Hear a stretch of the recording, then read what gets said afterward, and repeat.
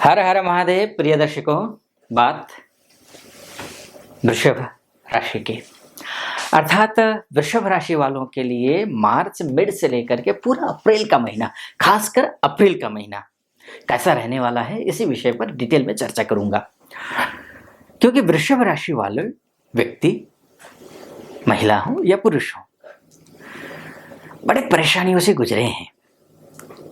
अगर एक शब्द में कहा जाए ना, बर्बाद हुए हो। लेकिन जैसा मैं कहूंगा वैसा करना। सच कह रहा हूं, आप खत्म नहीं हुए हो।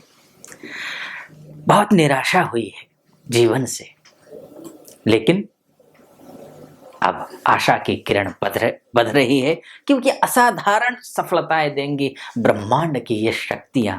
भरोसे से कह रहा हूं, 100% आपकी जिंदगी बदल जाएगी। शनि महाराज 17 मार्च को सुबह 4:40 पर उदित हो रहे हैं। शनि महाराज उदित होने का मतलब जानते हैं? आपका भाग्येश, आपका कर्मेश, जो कर्म करेंगे उस कर्म का फल देने वाला जो भाग्य है, दोनों ही उदित हो रहे हैं। कर्म भी जो करेंगे उसका पूर्णतः समर्थन भाग्य करेगा। कब से? 17 मार्च से सुबह 4:40 से। उसके साथ भी बुध शुक्र के युति संबंध बना हुआ है, जो कि लक्ष्मी नारायण राजयोग बनाता है और साथ में नीचभंग राजयोग भी बना रहा है। इसके बाद धन शक्ति योग भी है इसी दौरान 45 दिनों के अंदर। शुक्र राहु का संबंध है, जो कि अत्यंत शुभ है।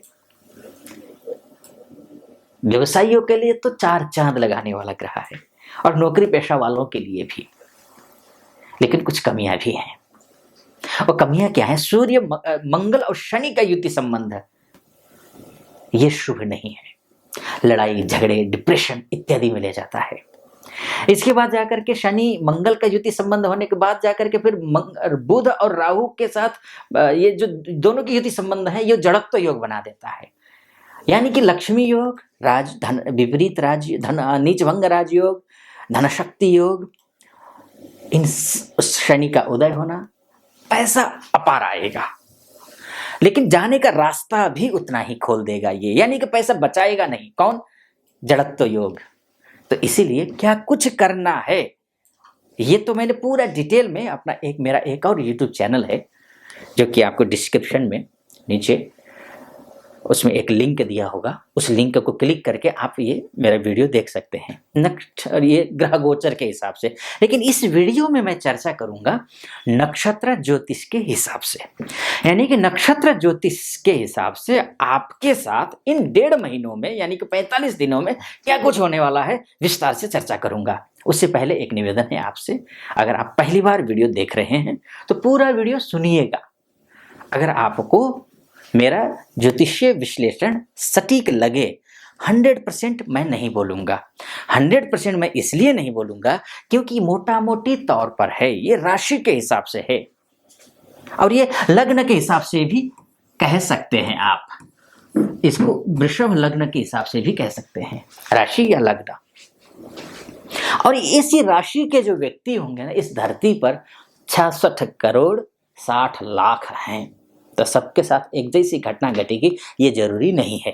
लेकिन आपकी कुंडली में, अर्थात date of birth, time of birth और प्लेस ऑफ बर्थ के हिसाब से जो आपकी कुंडली बनी होगी, उसमें शुक्र की स्थिति अच्छी है और भाग्येश शनि की स्थिति अच्छी है।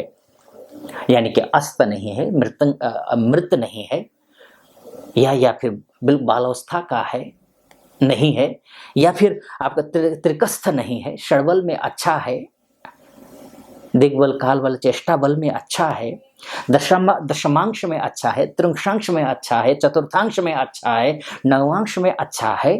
तो अगर इन स्थितियों में अच्छा है तो निश्चित रूप से जो मैं फलादेश कर रहा हूं वो आप पर 100% सटीक बैठेगा।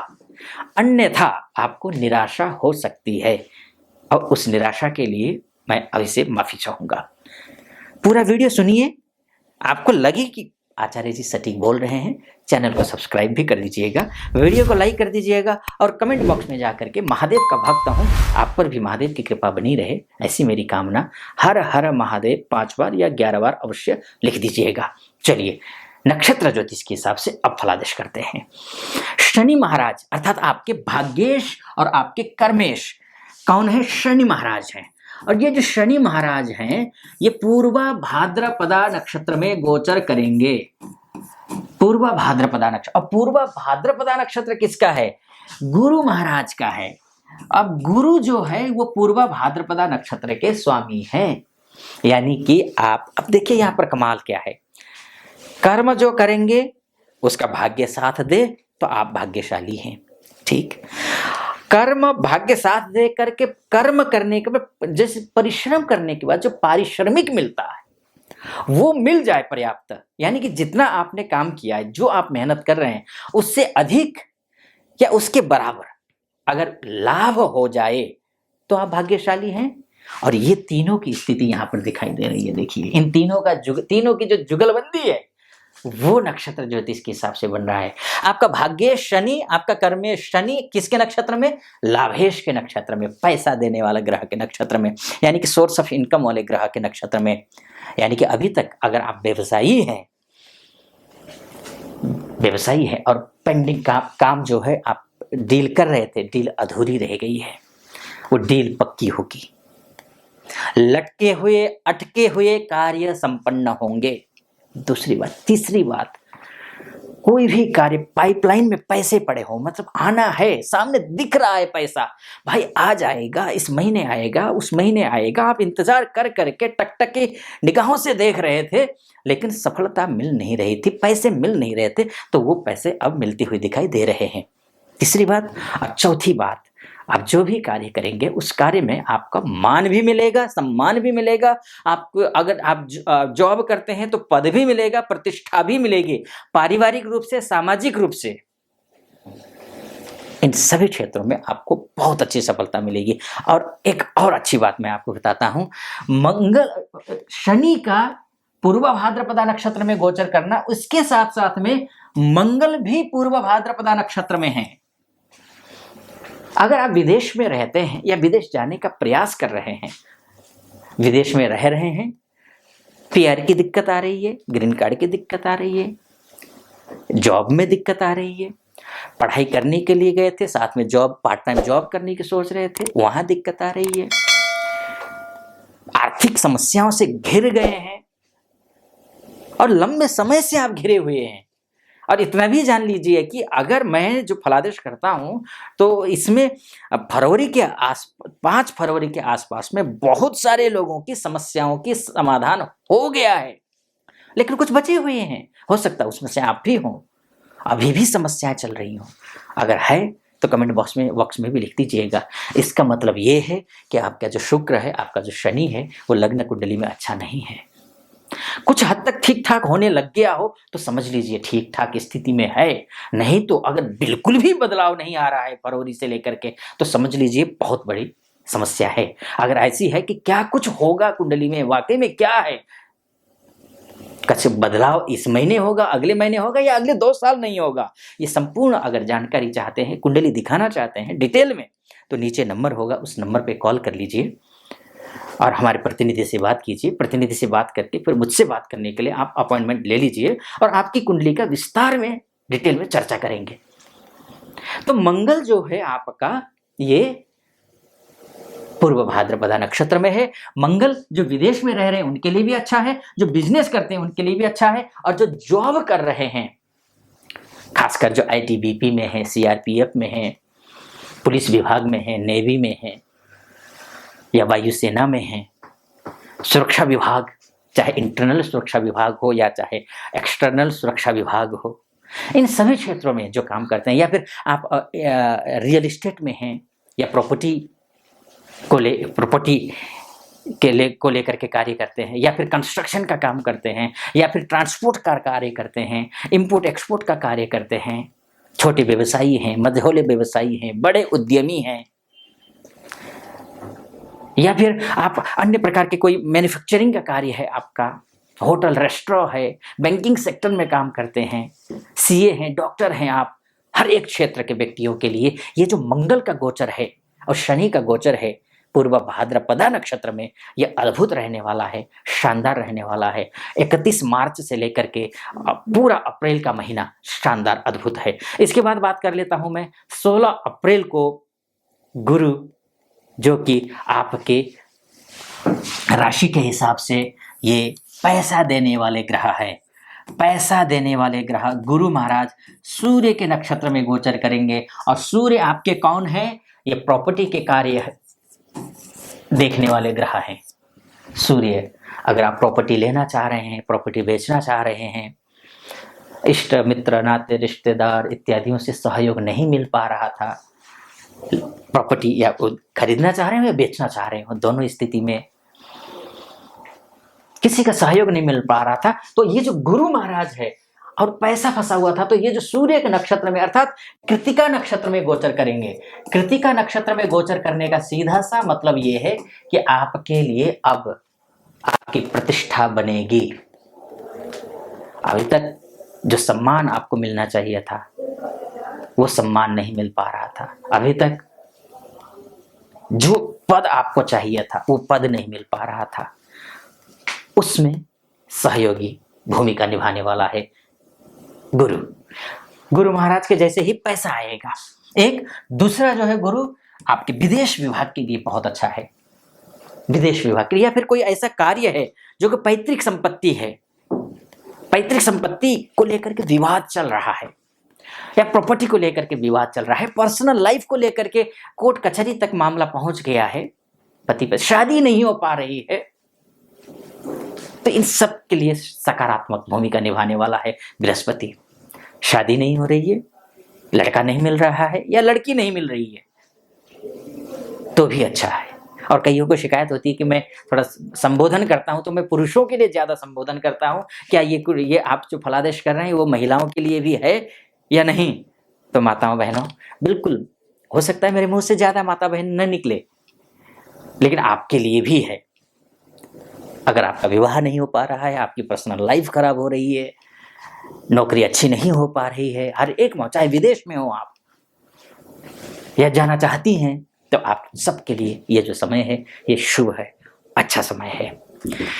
इसके बाद जाकर के हम बात कर लेते हैं सूर्य की गोचर की बात कर लेते हैं। सूर्य कुछ अशुभ पॉइंट भी हैं, जैसे कि देखिए अब 13-14 मार्च से लेकर के अप्रैल 14 के बीच में खरमास शुरू होगा। अब खरमास में आपको कुछ चीजें हैं जो नहीं करनी है, ध्यान रखना है उनका, जैसे कि आपको नामकरण संस्कार नहीं करना है, विद्यारंभ नहीं करना है, कर्णछेदन नहीं करना है, अन्नप्राशन नहीं करना है, उपनयन संस्कार नहीं करना है, विवाह संस्कार नहीं, वो तो स्वाभाविक होगा ही नहीं, गृह प्रवेश भी नहीं करना है, वास्तु पूजा भी नहीं करनी है। यानी कि कोई भी कार्य संकल्प लेकर के आपको नहीं करना है, लेकिन जो नित्य प्रतिदिन जो कार्य करते हैं उस काम को और अधिक श्रद्धापूर्वक करना है, ये आप समझ लीजिए।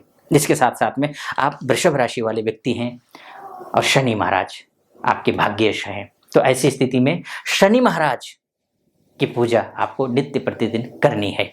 शनि महाराज की पूजा करिए और करने के बाद जाकर के जो है स्थिति को देख लीजिए। अगर आप लेजीनेस आ रहा हो आप में, तो आप समझ लीजिए कि शनि महाराज कमजोर हैं। और शनि महाराज कमजोर होने का सीधा सा मतलब ये है, तो स्थिति अच्छी नहीं है, क्योंकि शनि आपके भाग्येश और कर्मेश है। सबसे पहले एक मंत्र बोलता हूं, उस मंत्र का आप जप करिएगा। ओम प्राम प्रीम प्रौम सह शनैश्चराय नमः। इस मंत्र का ध्यान रखना है। फिर से मैं एक बार बोल देता हूं। अक्सर लोग क्या गलती करते हैं शनैश्चराय में, मैं ये बोल देता हूं शनैश्चराय। लोग क्या पढ़ते हैं, ये नहीं करना है आपको, शनिश्चराय नहीं पढ़ना है आपको, शनैश्चराय। ओम प्राम प्रीम प्रौम, प्राम वाला थोड़ा सा यहाँ जगह नहीं है, ओम प्राम प्रीम प्रौम सह, यहाँ से शनैश्चराय नमः। इस मंत्र का जप आपको प्रतिदिन करना है। आप वृषभ राशि वाले हैं, बल्कि जीवन भर करिए, खासकर शनिवार के दिन तो बिना किसी आलस के करना ही करना है। कर्म अच्छा बनाना चाहते हैं, भाग्य को अच्छा बनाना चाहते हैं, तो इसको करना है। ये करिए। इसके बाद जाकर के सूर्य की उपासना आपको करना है, प्रातःकालीन सूर्य के दर्शन करना है आपको। घर गृहस्थी अच्छा बनाए रखना चाहते हैं, इष्ट मित्र का सहयोग मिले आपको, तो ये आपको सूर्य की उपासना करना है। प्रातः सूर्योदय काल में उठिए और तांबे का लोटा लीजिए। स्नान करने के बाद तांबे का लोटा लीजिए, तांबे के लोटे में गंगा जल और पानी मिक्स कीजिए। जल, घर का जो जल होगा, शुद्ध पवित्र जो जल है उसको मिक्स कीजिए, गंगा जल थोड़ा सा मिक्स करके, और उसमें चंदन डालिए, थोड़ा चावल डालिए, थोड़ा फूल डालिए। ओम घृणीः सूर्याय नमः, इस मंत्र का जप करते हुए सूर्य को अर्घ्य दीजिए। इसमें भी ध्यान रखना, घृणीः जब लिखते हैं आप गूगल सर्च करेंगे तो आपको घृणी मिलेगा केवल, है ना। तो ध्यान रखना, ये घृणी केवल घृणी ही कर लेना। ओम घृणीः, पीछे दो बिंदी, जो जिसको संस्कृत में विसर्ग कहते हैं। ओम घृणीः सूर्याय नमः, इस मंत्र का आपको जप करते हुए सूर्य को अर्घ्य देना है। अर्घ्य देने के साथ साथ में आपको कन्या पूजा करनी है। छोटी छोटी जो बच्चियां होती हैं, 8-9 साल तक की जो बच्चियां होती हैं, उनको शुक्रवार के दिन घर बुलाइए और उनको टीका लगाइए। थोड़ा सा अक्षत लगा दीजिए, अक्षत टीका के साथ में लगा दीजिए 2-3 दाने।